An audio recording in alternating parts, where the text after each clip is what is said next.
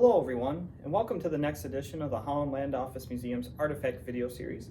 My name is Ryan Duffy and I'm the director of the museum, and this week we're going to talk about an artifact that we touched upon in a previous video going way back, but I figured it would be nice to get into more detail, and we also have learned some more information about the item and the person it's associated with, so I figured it would be nice to share some extra information with you. So what we're going to talk today is about our Revolutionary War drum that was used by one Benjamin Crowell. So I'm going to talk about sort of the uses of the drum and its importance, and then also about Benjamin and his life post-Revolutionary War. So the drum I'm standing next to here was used during the Revolutionary War and would be going back into the late 1770s or possibly early 1780s.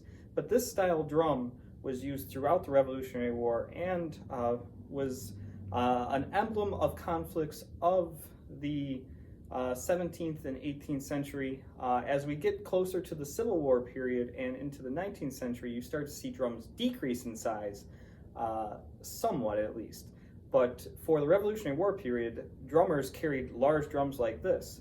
Now, drums like this were very important to the order of battle on Revolutionary War battlefields and other battlefields of that time, as communication is key during a battle, and with black powder muskets, it made the battlefield chaos in terms of smoke inhibiting your sight, as well as the tremendous amount of sound coming from not only your muskets, but also any cannons or other armaments going off at the same time. So often you could not see very well on a battlefield. That's why flags were very important, to know where your unit might be.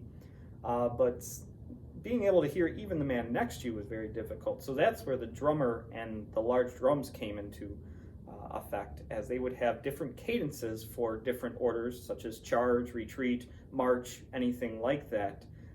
There's different tunes that the drummer could play on the drum, which the soldiers would recognize and be able to hopefully hear over the din of battle, though not always. But the most effective way to communicate often was through the drums. Now, sometimes units use bugles to also do that, so sound was very important, but the drum was probably your most common and most widely used.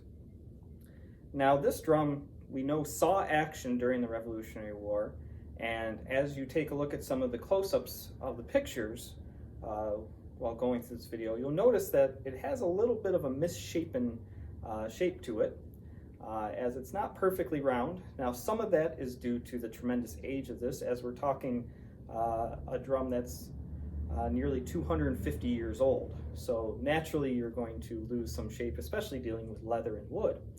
But it has been said, and able to confirm it somewhat, that the user that we have attached to this, Benjamin Crowell, was not the first one to carry this into battle, as his predecessor was actually shot and killed on a battlefield and fell on top of the drum, which caused it to misshapen even more so maybe than natural time.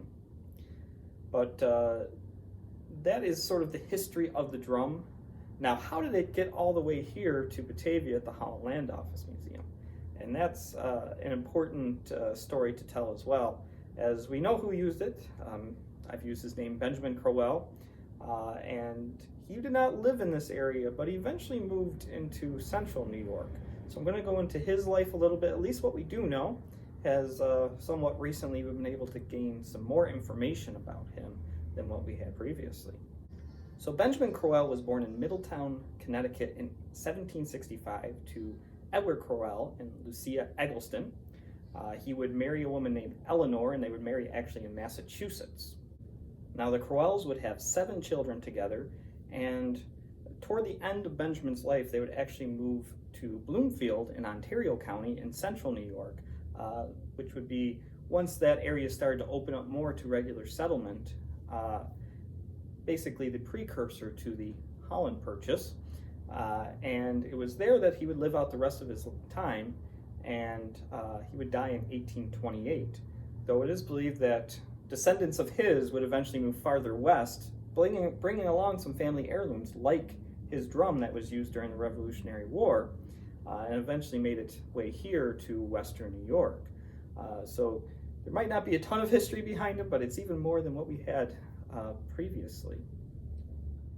Well, I hope you enjoyed this edition of the Artifact video series and learned a little bit more about the Revolutionary War drum that we have here, which is one of our oldest military items that we have in our collection, and a little bit about the person who used it, Benjamin Crowell.